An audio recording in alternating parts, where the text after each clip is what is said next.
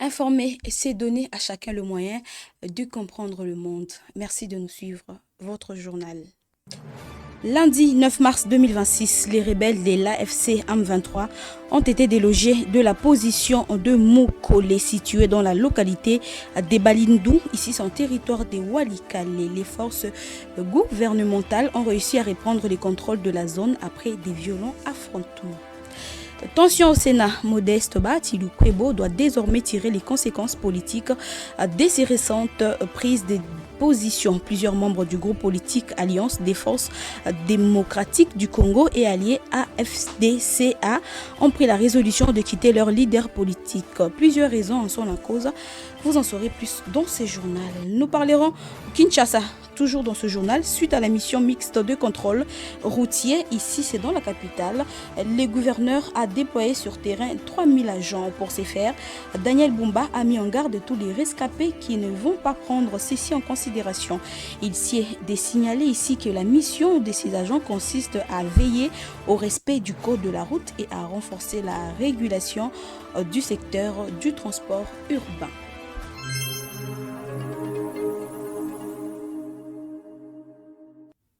On signale depuis ce lundi les deux logements de la position de Mokole situé dans la localité de Balindou, ici c'est en territoire de Walikale. Les bilans fait état de 3 rebelles tués et plusieurs blessés. Rose Maouka. Les rebelles de l'FSAM 23 ont été délogés de la position de Mukole, située dans la localité de Balindou, dans le groupement de Kisimba, en territoire de Walikale au nord Kivu. Cette position stratégique a été reprise lundi 9 mars 2026, après des violents affrontements entre les rebelles et les forces armées de la République démocratique du Congo, appuyées par le combattant Wazalendo. Selon des sources coutumières et sécuritaires de la région, les forces gouvernementales ont lancé une offensive contre cette position occupées par les rebelles depuis plusieurs jours. Après plusieurs heures de combat, elles ont réussi à reprendre le contrôle de la zone. D'après les mêmes sources, le combattant de l'AFSAM 23 se serait ensuite retiré vers Ioula, une zone située dans la limite entre les territoires de Walikale et de Rutshuru. Les bilans provisoires de ces affrontements fait état d'au moins 3 rebelles tués. Plusieurs blessés sont également signalés dans le décamp. Ces combats ont aussi provoqué un déplacement de la population. Craignant pour leur sécurité, plusieurs habitants de Mukole ont fui leur habitation pour se réfugier dans la brousse. Ce mardi matin, un calme relatif est observé dans la zone. Mais malgré cette accalmie, de nombreux habitants restent encore dans leur lieu de refuge, attendant une amélioration de la situation sécuritaire avant de regagner leur maison. La reprise de Mukole représente un avantage stratégique pour les FARDC et les Wazalendo. Cette position leur permet désormais de surveiller plusieurs localités environnantes, notamment Ioula et Kalonge, dans les territoires de Walikale, ainsi que Kalembe, dans les territoires voisins de Massissi. La tension monte au Sénat. Le sénateur Modeste Batilou-Kwebo est aujourd'hui contesté par une partie de son propre groupe politique qui est l'Alliance des forces démocratiques du Congo et alliés plus connu sous le nom de FDCA. Des sénateurs demandent qu'il tire les conséquences politiques de ces récentes décisions.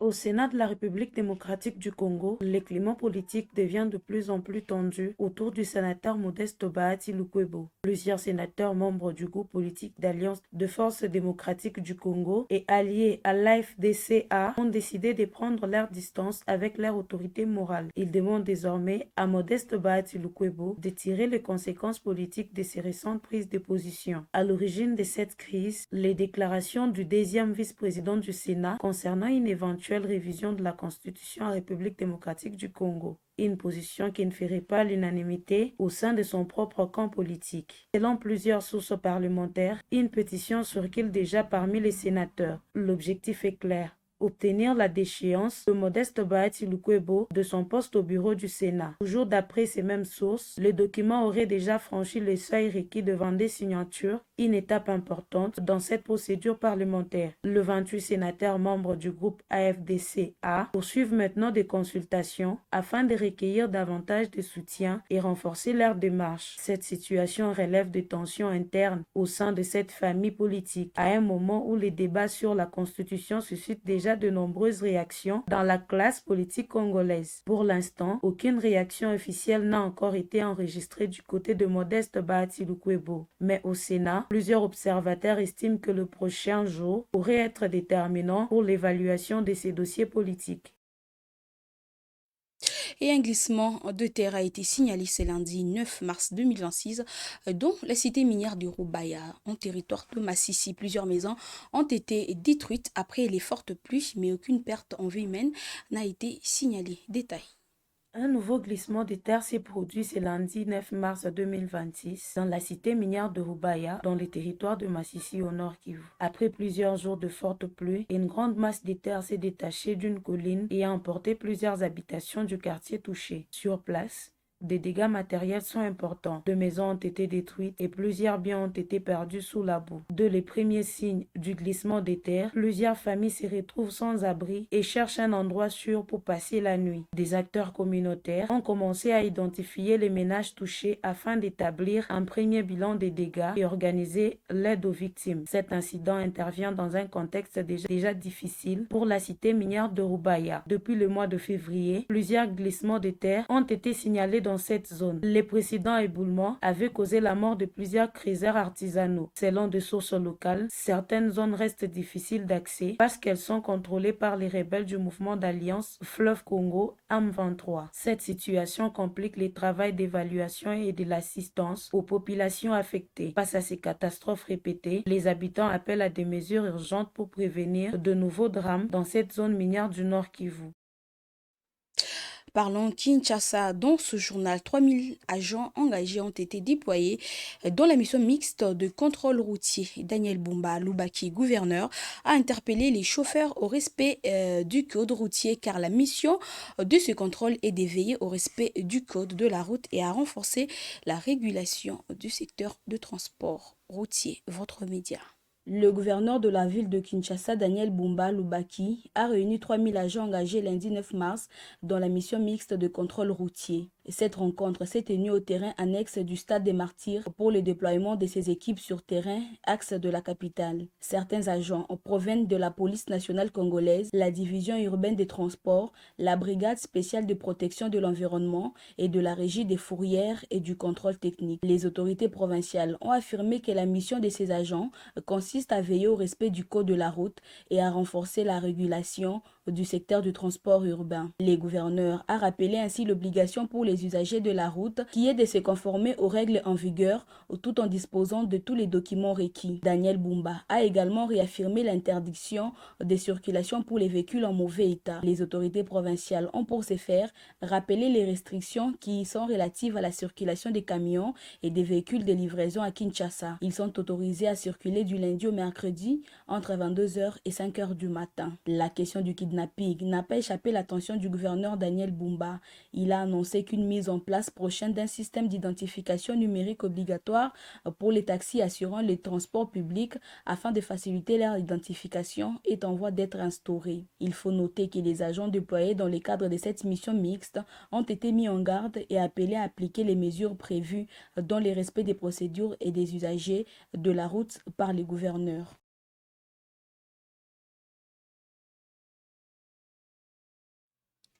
Il s'agit bien de renforcer la régulation du secteur du transport urbain et non routier. Passons à autre chose. Toujours dans ce journal, la salle de Sœurs Orantes a abrité une activité de dons volontaires de sang en marge de la Journée internationale des droits de la femme. Ici, c'est à Béni. Plus de 20 poches de sang ont été recueillies pour la plupart des femmes policières.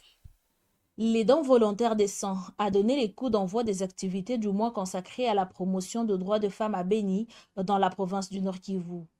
À cette occasion, une vingtaine de poches de sang ont été recueillies auprès des participantes, principalement des femmes policières, lors d'une activité organisée dans l'enceinte de la salle de Sœurs Orantes. Ces gestes de solidarité a été salué par les responsables du centre de transfusion sanguine qui incite la population à suivre cet exemple. Une policière s'est notamment distinguée en se portant volontaire pour donner son sang, rappelant ainsi l'importance de ces gestes pour sauver des vies. La chef du bureau genre famille et enfants, Ruth Sabouni a souligné que les besoins en sang restent élevés, surtout pour les enfants souffrant d'anémie et pour les femmes confrontées à des complications lors de l'accouchement. Elle a également rappelé que les centres de transfusion sanguine de Beni desservent plus de 6 zones de santé environnantes. Dans un contexte marqué par la présence des déplacés internes et des victimes de violences, les besoins en sang demeurent constants. Les responsables appellent ainsi les citoyens à continuer à faire des dons de sang afin de soutenir les efforts de prise en charge de personnes en difficulté. Éducation dans ce journal. Pour le chlore, les élèves, étudiants et cadres agents de l'hôpital Mapan ont déposé un mémorandum auprès du gouvernement provincial à l'intention du président de la République démocratique du Congo. Ceci ressort de leur mécontentement suite à la décision du procureur général ordonnant le gel des comptes bancaires de l'université Mapan. Reportage. Des élèves, étudiants, cadres et agents de l'hôpital Mapan ont manifesté lundi 9 mars dans les rues de Kindu pour protester contre la décision du procureur général ordonnant les gels des comptes bancaires de l'université Mapan. Cette décision concerne également les écoles maternelles, primaires et secondaires et l'hôpital Mapan appartenant à l'ancien premier ministre et opposant Matata Ponyo qui vit en exil. Les manifestants estiment que cette mesure pénalise le fonctionnement de ces institutions éducatives et sanitaires. Ils ont déposé un mémorandum auprès du gouverneur provincial à l'intention du président de la République Félix-Antoine Tshisekedi Tshilombo pour demander la levée rapide du gel des comptes. Le coordonnateur des étudiants de l'université, Mengi Carlos, a déclaré que les comptes de l'université Mapan n'appartiennent pas à un individu, mais c'est une institution académique qui forme chaque année et des centaines de jeunes Congolais appelés à servir leur pays. Les étudiants assurent que leur démarche n'est ni politique ni conflictuelle, mais qu'elle vise à préserver leur droit à une formation universitaire stable. Il redoute que le maintien du gel des comptes ne perturbe le fonctionnement de l'université et des établissements scolaires concernés. L'éducation est au cœur de leurs revendications. Il cite notamment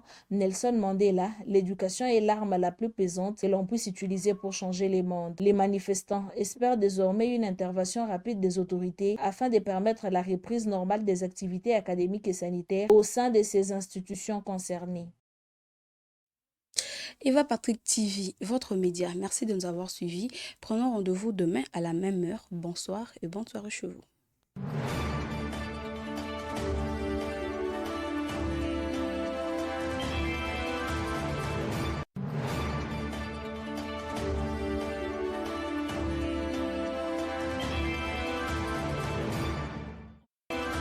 Troubles du système immunitaire, chute de tension, maux de tête, fatigue, perte de poids, frigidité et diarrhée. Dites adieu aux inconforts et retrouvez une nouvelle jeunesse avec une tasse du Maxi Bien-être au quotidien. Une solution bio composée des plantes traditionnelles, 100% naturelles et reconnue pour sa vertu. Une formule adaptée pour hommes et femmes. Depuis plus de 10 ans, le Maxi Bien-être Café renforce le système immunitaire, restaure la fatigue physique, améliore le sommeil, aide à stabiliser la tension et la glycémie, nettoie les reins, soulage l'hémorroïde et la constipation. Maxi Bien-être restaure les dysfonctionnements sexuels, l'impuissance et l'éjaculation précoce. Maxi Bien-être est disponible partout dans le monde. Passez vos commandes sur le numéro affiché.